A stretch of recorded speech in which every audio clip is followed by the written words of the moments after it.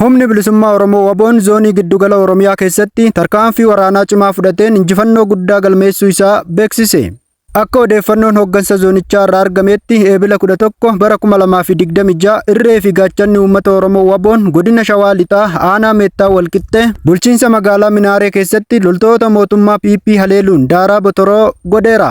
Tarkaanfii kanaan loltoonni mootummaa dhibbootaan lakkaa'aman ajjeeffamuu, hedduun isaanii madoo ulfaataa ta'uu fi kanneen biroon immoo harka Wabootti booji'amuun isaanii ibsame. Magaalaan Minaarees guutumaa guutuutti to'annoo Waboo jala galuun ifoomeera. Hooggansi Waboo akka jedhanitti loltoonni PP booji'amtoota ta'an mirgi isaanii eegamaa kan jiran yoo ta'u, kunuunsa fayyaa argachaa jiraachuu fi akkasumas karaa nagaan gara maatii isaanii deebi'uuf haalli mijeeffamaa akka jiru ibsaniiru. Gama meeshaa waraanatiin dishqaa 2, bireena hedduu, isnaayipara akkasumas qawwee AKM baay'een dookimantiiwwan garaagaraa waliin dugda loltoota mootummaa irraa hiikamuun harka Waboo galeera.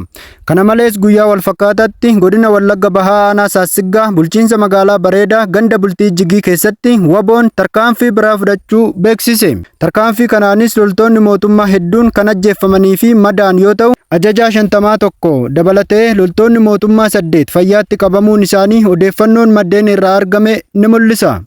Gama injifannoon meeshaaleen waraanaa dishqaa 1, bireena 1, qawwee AKM 24 hidhannoo guutuu waliin akkasumas dhodhootuuwwan akka F1 fi ragaawwan adda addaa loltoota mootummaa irraa hiikamuun moonaa qabsoo bilisummaa Oromoof galii taasifameera.